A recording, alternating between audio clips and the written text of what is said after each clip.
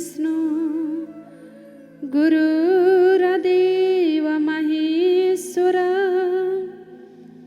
गुरुर्साक्षात् परं ब्रह्म तस्मै श्री गुरुवे नमः। तस्मै श्री हरिवे नमः। प्रेम सिद्ध भन्नुहोला सद्गुरुदेव महाराज को जय। उमापति महादेव को जय।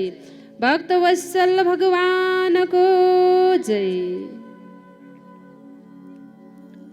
परम पूज्य इष्टदेव उपस्थित आजको यो साप्ताहिक सत्संगमा सबक्ति राखेर पाल्नुहुने मेरा आदरणीय मातापिता दाजुभाइ दिदीबहिनीहरू, भागवत भक्तगणहरू, गण्यमान्य सज्जनवृन्दहरू, जिज्ञासु महानुभावहरू, धेरै समय अगाडिदेखि हाम्रा कलाकार दाजुभाइ दिदीबहिनीहरूका, ससाना नानी बाबुहरूका अति सुमधुर भजन सङ्गीतबाट लाभार्जन गरिरहनु भएको थियो र अगाडिबाट गुरुदिदी पूजनीय बाईजीका अति सारगर्भित उद्बोधन सत्सङ्गको माध्यमद्वारा श्रवण गरिरहनु भएको थियो र अब फेरि पनि केही बेर यो मनलाई एकत्रित गरेर सत्सङ्गलाई श्रवण गरेर जीवनमा चरितार्थ गर्ने कोसिस गर्नुहोला, किनकि सत्सङ्ग अति नै भाग्यले प्राप्त हुने वस्तु हो, चीज हो भनेर हामी बारम्बार सुन्ने गर्छौं। बडो भाग्य पाइए सत्सङ्गा, बिनु ही प्रयास होत भौ भङ्गा। बडो भाग्यले सत्सङ्गको घडी प्राप्त हुन्छ, बिनु प्रयास होत भौ भङ्गा। तर भाग्यले प्राप्त हुन्छ भनेर हामीले प्रयासै गरेनौँ, कुनै प्रकारको कोसिसै गरेनौँ भनेदेखि फेरि मिल्न सक्दैन। भाग्य छ भनेर डोकोमा दुध दिएर अडिनु सक्दैन भनेर हाम्रा पुर्खाहरूको कहावत छ। र भाग्यमा तब हुन्छ कि जब हामी कर्म गर्छौं। कर्म बिना हेर्नुहोस् भाग्यको पनि उदय हुन सक्दैन। र हामी कर्म गरेर आज यो शनिबारको एक दिन, यो पब्लिक होलिडे जुन छुट्टीको दिन, त हजुरहरू घरको सारा काम धन्दालाई केही समय, केही छिन, केही घण्टाको लागि थाती राखेर आज शनिबार म गुरुदरबारमा जानेछु, सत्सङ्गमा जानेछु भनेर हजुरहरूले एउटा सङ्कल्प गरेर, कर्म गरेर धाएर यहाँ उपस्थित हुनुभएको छ। तब हजुरहरूलाई यो सत्सङ्गको घडी प्राप्त भइरहेको छ। त सत्सङ्ग के हो भन्ने विषयमा हजुरहरू जिज्ञासु महानुभावहरू पनि सत्सङ्गमा धाइरहनु भएको छ, अवश्य पनि अनभिज्ञ हुनुहुन्न। त सत्सङ्ग अति महान विषय हो। त सत्सङ्गको निम्ति एक घडी, आधा घडी, आदि ती पुनियाद, तुलसी सङ्गत साधु की कोटि कटे अपराध भनेर शिरोमणि तुलसीदास यसरी रामायणमा लेख्नुहुन्छ कि सत्सङ्ग एक घडी, आधा घडी, आदि ते पनि आधा घडी श्रवण गर्नाले पनि कोटि काटी अपराध, कोटि कोटि अपराधबाट हामी छुटकारा प्राप्त गर्न सक्छौं। त यो सत्सङ्ग मानव जीवनमा सत्सङ्ग रूपी भक्तिलाई अति सहजपूर्वक प्राप्त गर्न सकिन्छ। सत्सङ्गबाट भक्तिलाई आर्जन गर्नुको निम्ति तपाईँ हामीले त्यत्रो ठुलो कुनै तामझाम गर्नु पर्दैन। अति सरल र सुगम ढङ्गले, किनकि यो सत्सङ्गको मार्ग भक्तिको मार्ग अति नै स्वतन्त्र भनेर बताएको छ। भक्ति स्वतन्त्र सकल सुख खानी, बिनु सत्संग नपावे प्राणी। भक्ति स्वतन्त्र छ, सकल सुखको भण्डार छ, तर त्यस्तो भक्तिलाई सत्संग बिना मानवले प्राप्त गर्न सक्दैन। त त्यसकारण कि हामीलाई यसरी सत्संगको घडी प्राप्त हुन्छ। त यो सत्संगले नै हेर्नुहोस्, माया के हो, संसार के हो, जीवन के हो, दर्शन के हो, आत्मा के हो, परमात्मा के हो, ज्ञान के हो, विज्ञान के हो भन्ने कुराको छर्लङ्ग केले बनाउँदो रहेछ त भन्दा सत्संगले बनाउँदो रहेछ। त आज सत्संग बिना आज कि संसारी मानव के छ त एउटा खोक्रो रहेछ, भक्ति बिनाको मानव निरस रहेछ भन्ने उदाहरण सहित अगाडिबाट पूजनीय बाईजीका विचारहरू हामी जो राजा भृतहरिको उदाहरण हामीले सुनिरहेका थियौँ। किनकि उनी जब सन्तको सानिध्य प्राप्त गरेर कि जब सन्तले कि एक अमर फल दिने बित्तिकै उनीले आफ्नो रानीलाई जुन प्रेम गर्नुको कारणले रानीलाई दिए, तर रानीले पनि और प्राय व्यक्तिलाई प्रेम गर्नुको नाताले नि जब राजामा पनि त्यो वैराग्य आयो कि यो संसार केही पनि होइन रहेछ, संसार निरस रहेछ, संसार फिका रहेछ, संसार स्वार्थी रहेछ भन्ने कुरा राजाले नै आफै प्रमाणित गरिसकेपछि उनी पनि सन्तको सानिध्य प्राप्त गरेर सत्सङ्गमा शरणागत भए र जीवनलाई अन्तर हृदयदेखि उनीले परिचय गर्ने मौका प्राप्त गरेका थिए भन्ने उदाहरण हामीले सुनिसकेका छौँ। त साँच्चै नै आज हेर्नुहोस्, ती राजाको जीवनमा मात्रै होइन, आज सारा मनुष्यको जीवनमा कि यो त्यस्तै प्रकारको कि एक घटनाहरू घटिरहेको हुन्छ। सारा मानवको जीवनमा त्यही प्रकारको कि जुन घटनाले गर्दाखेरि नै कि उसको जीवनमा पनि एक प्रकारको वैराग्य बिस्तारो बिस्तारो आउनु थाल्छ। तर हतपत मानवले संसारको विषय भोग र मायाबाट ठक्कर नखाइकन उसले भक्ति के हो, सत्संग के हो, अध्यात्म के हो कि आज मानव कहिले पनि अध्यात्मपट्टि फर्किनु सक्दैन। त त्यसकारण कि आज तपाईँ हामीलाई यो एउटा मौका प्राप्त भएको छ सत्सङ्गलाई श्रवण गरेर कि हामीले आफ्नो हृदयको कल्मसलाई, मन मस्तिष्कको विकारलाई पखाल्ने एउटा यो मौका हो। सन्तहरू सम्झाउनुहुन्छ, मज्जन फल पेखिए तत्काला, काग होई पीक बकाउ मरला, सुनी आचरज करे जन कोई, सत्सङ्गति महिमा नाही गोही। सत्सङ्गको महिमालाई सुन्ने बित्तिकै आज तपाईँ हामीलाई यदा कदा अचम्म पनि लाग्न सक्छ। कोही प्रथमचोटि दोस्रोचोटि यो स्थानमा आउनु भएको छ भनेदेखि हजुरहरूलाई अचम्म पनि लाग्नु सक्छ कि अरे यो सत्सङ्ग भन्दा रहेछन्, के होला त यो, के हुने रहेछ त, यहाँ आएर सुनेर के प्राप्त गर्न सकिँदो रहेछ त भनेर पनि आज हामीलाई लाग्नु सक्छ।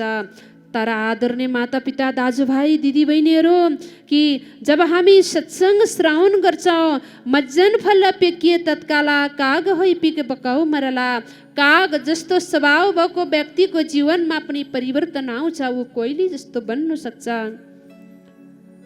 बकुला जस्तो वृद्धि भएको जो मानवमा पनि परिवर्तन आउँछ, ऊ हंस जस्तो बन्नु सक्छ भनेर यसरी रामायणमा लेखिएको छ। र बकुला र हंसमा फरक त हामीले केही पनि देख्दैनौँ। दुइटै सेतै सेतो प्राणी, पानीमा बस्ने पंक्षी हुन्। तर हेर्नुहोस्, उनीहरूको स्वभावमा फरक पाइन्छ कि बकुला सधैँ आँखा बन्द गरेर ध्यान गर्छ, तर उसले के गर्छ त, के को ध्यान, किरा फटेङ्ग्रा अनेक जीव जन्तुको उसले ध्यान गरिरहेको हुन्छ भनेदेखि हंस पानीमै बस्ने एउटा पंक्षी भए तापनि उसकोमा त्यो प्रकारको एउटा खुबी हुन्छ, त्यो प्रकारको क्षमता हुन्छ जहाँ कि उसलाई हामीले दुध पानी मिलाएर दिउँ भने पनि सार दुधलाई, सार पनिर जसलाई हामी छेना भन्छौँ त्यसलाई ग्रहण गरेर असारलाई छोडिदिन्छ। त सही प्रकार यो सत्सङ्गमा पनि जब हामी समावेश हुन्छौँ त सत्सङ्गले आज तपाईँ हामीलाई त्यो प्रकारको टनिक दिन्छ जहाँ कि संसार रूपी असारलाई, संसारका अनेक प्रकारका असार वस्तुहरूलाई छोडेर आज हामी सारा चिजलाई मात्रै जीवनमा आत्मसात गर्न सक्छौँ। नत्र त हेर्नुहोस् यो संसारमा हामी सब कुछ देख्न सक्छौँ। यहाँ सार पनि छ, असार पनि छ, जड पनि छ, चेतन पनि छ, दोष पनि छ, गुण पनि छ, राम्रो पनि छ, नराम्रो पनि छ। र यो राम्रो नराम्रो, सार असार, दोष गुण आज तपाईँ हामी केही पनि छुट्याउन सक्दैनौँ। आज त्यही विषयहरूलाई छुट्याउन नसक्नुको कारणले गर्दाखेरि नि आज हेर्नुहोस् समाजमा जनमानस यति बुद्धिजीवी छँदा छँदै पनि, यति विद्वान छँदा छँदै पनि आज हर मानव के छ त थर्कमान छ। एकदेखि अर्कोसँग के छ त डर छ, तरास छ। मानवसँग मानव डराउँछन्। किन त भन्दा आज मानवले आफूभित्रको त्यो वैमनस्यता, आफूभित्रको त्यो कुसंस्कार, कुभावना, कुवृत्तिहरूलाई समाप्त गर्न सकेको छैन। र ती कुसंस्कार, कुवृत्ति, कुभावनाहरू, कुरीतिहरूलाई समाप्त गर्नुको निम्ति, पखाल्नुको निम्ति यही नै एक सत्सङ्ग एउटा के हो त साधन हो, माध्यम हो। सत्सङ्ग बिना आज संसारी भौतिक विद्याले मात्रै के भइरहेको छ, मानवको दिमाग डामाडोल भएको छ। राम्रो नराम्रो छुट्याउन सक्ने क्षमता छैन। तर सत्सङ्गले आज यो सम्झाउँछ, जब समयको ज्ञानी महान पुरुषहरूको सानिध्य जब हामी प्राप्त गर्छौँ त उहाँहरूले आज हामीलाई विद्यताको चर्चा मात्रै गर्दैनन्, विद्वान बन्ने चर्चा मात्रै गर्दैनन्, ज्ञानी बन्ने चर्चा गर्नुहुन्छ। आज समाजमा ज्ञानीको खाँचो छ, विद्वानको होइन। हेर्नुहोस् आज यो धेरै विद्वानको ठेलमठेला भएर नि आज हेर्नुहोस् समाज आज यति धेरै विनाशको तर्फ गइरहेको छ। समाज यति धेरै वैमनस्यको तर्फ गइरहेको छ। त त्यसकारण आज समाजमा ज्ञानी भक्त, ज्ञानी मानव, ज्ञानी समाजको अति नै खाँचो छ। त त्यसकारण त्यो ज्ञानी मानवको निर्माण उसैले गर्छ जब हामी सत्सङ्गमा गोता लगाउँछौँ। त यो सत्सङ्ग नै एउटा यस्तो कारखाना हो, सत्सङ्ग नै एउटा यस्तो फ्याक्ट्री हो जहाँ कि मानव बनाउने फ्याक्ट्री। आज हामीले देख्छौँ बडे बडे कल कारखानाहरू खोलिएका छन्। बडे बडे कल कारखानाहरूमा रोज दिन रात नभनिकन डे नाइटको ड्युटी गरेर आज कि जुन कामदारहरू खटिरहेका हुन्छन् त्यो फ्याक्ट्रीहरू दिन रात चलिरहेको हुन्छ। त ती फ्याक्ट्रीहरूमा हेर्नुहोस् तपाईँ हामीले लगाउने गर्मी जाडो छल्ने जुन लत्ता कपडाहरूको निर्माण भइरहेको हुन्छ, जुन हामीले कबाडी भनेर फ्याँकेका कुधातुहरू जति सामानहरू कबाडी कबाडी भन्दै बटुल्ने आउँछ घर घरमा, त उसले ती कुधातु भइसकेका, ती पत्रुमा गइसकेका भाँडा बर्तनहरू भए, प्लास्टिक सामान, आज रबरका हर चिजहरू उसले बटुलेर लगेर फ्याक्ट्रीमा लगेर के गर्छ त त्यसलाई रूपान्तरण गरेर फेरि नयाँमा परिमार्जन गर्दछ। त फ्याक्ट्रीमा लगेर आज हर चिजहरू, पुरानो चिजहरू पनि त्यसलाई रूपान्तर गरेर नयाँमा परिमार्जन गर्दछन्। र तपाईँ हाम्रो घर घरमा आइपुग्छ। आज घर घरमा आज यसरी हर सामग्रीहरू डेलिभरी भइरहेको छ।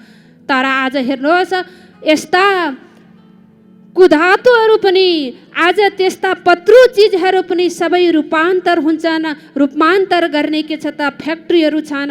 तर आज मानव जब कुधातु जस्तो हुन्छ, जब मानव जब पत्रु बनेर जान्छ त उसलाई फेरि रूपान्तर गर्ने, मानवलाई फेरि मानवदेखि महामानव बनाउने फ्याक्ट्री के हो त भन्दा यो सत्सङ्ग हो। सत्सङ्गले मानवलाई हेर्नुहोस् कुसंस्कार कुवृत्तितिर लागिसकेको मानवलाई पनि फेरि रूपान्तर गरेर सत्मार्गी बनाउँछ, सत्सङ्गी बनाउँछ। सद्भावना सद्विचारको मानवभित्र के गर्छ त सत्सङ्गले प्रादुर्भाव गराउँछ। त त्यसकारण यो सत्सङ्ग के हो, यो सत्सङ्गलाई किन सुन्ने, हामीहरू लागि यो के आवश्यकता, किनभने हामी त यति विद्वान छौँ, हामीलाई सब कुछ थाहा छ, हामी सब कुछ गरेको छौँ, आफ्नो घर व्यवहार हामीले सब चलाएका छौँ, हामी यति बुद्धिजीवी छौँ, देश विदेश हामी भ्रमण गरेका छौँ, आज यो सत्सङ्गको हामीलाई के आवश्यकता भन्ने पनि आज हाम्रो मनमा यदा कदा लाग्न सक्छ। तर होइन, यो सत्सङ्गको प्रथा आज मात्र होइन, अनादिकालदेखि हाम्रा ऋषि महर्षिहरू हाम्रा पूर्वजहरू नैनी सारङ्गी क्षेत्रमा बसेर सत्सङ्गको महिमा गाउने गर्थे र तपाईँ हामी जस्ता भक्तहरू बसेर के गर्थे, सत्सङ्गको महिमालाई सुन्ने गर्थे। त त्यसकारण तिनै महान पुरुषहरू, तिनै सन्त मन्त पेगम्बरहरूले बोलेका ती महान वाणीहरूलाई नि सत्सङ्ग भनेर आज धर्मशास्त्रमा आज ती सत्सङ्ग आज तपाईँ हामीले पाउन सक्छौँ भनेदेखि आज त्यही सत्सङ्ग त्यो समयको मानवलाई, त्यो समयको भक्तहरूलाई सत्सङ्गको खाँचो थियो भनेदेखि आज तपाईँ हामीलाई पनि खाँचो छ। त्यो समयका मानवले चिसो पानी पिएर प्यास मेटाउँथे भनेदेखि आज तपाईँ हामीलाई पनि प्यास मेटाउनुको निम्ति त्यो चिसो पानीकै आवश्यकता छ। चाहे आजको यो विज्ञानको युगमा, आजको यो विकसित युगमा कि अनेक प्रकारका तरल पदार्थहरू बने तापनि प्यास मेटाउनुको निम्ति पानीले नि आज हाम्रो प्यास मेटाउन सक्छ, पानीको पूर्ति पानीले नि गर्नु सक्छ। त सोही प्रकार आज जति नै समाज विकासको शिखरमा पुगे तापनि, जति नै विद्वान भए तापनि आज हेर्नुहोस् कि यो मानवलाई भक्ति र ज्ञानको मार्गमा लगाउन, सत्मार्गी बनाउनुको निम्ति आज मानवलाई हेर्नुहोस् सत्सङ्ग रूपी पानीकै आवश्यकता पर्छ। सत्सङ्गले मात्रै उसले यो जन्म मरण रूपी प्यासलाई मेटाएर जीवनलाई धन्य र महान बनाउन सक्छ। त त्यसकारण आज तपाईँ हामीलाई यो सुअवसर प्राप्त भएको छ। त आउनुहोस्, हर हप्ता हामीलाई सत्सङ्ग मिलिरहेको छ, आउनुहोस्, सुन्नुहोस्, बुझ्नुहोस् र जीवनमा पनि उतार्नुहोस्। सुनेर जीवनमा उतारेनौ भनेदेखि समय मात्रै के हुन्छ त खेर जान्छ। यो समयमा हामी घरको काम धन्दामा थियौँ भनेदेखि कति कार्य हामीले निकालिसक्थ्यौँ होला, तर हामी समय खर्चेर आएका छौँ, रुपियाँ खर्चेर हामी यहाँ आएका छौँ, केही सुन्यौँ बुझौँ र जीवनमा आत्मसात गरौँ भन्ने हेतुले हामी आएका छौँ भनेदेखि सुनेर जीवनलाई धन्य र महान बनाऊ, जीवनलाई परिवर्तन गराउँ।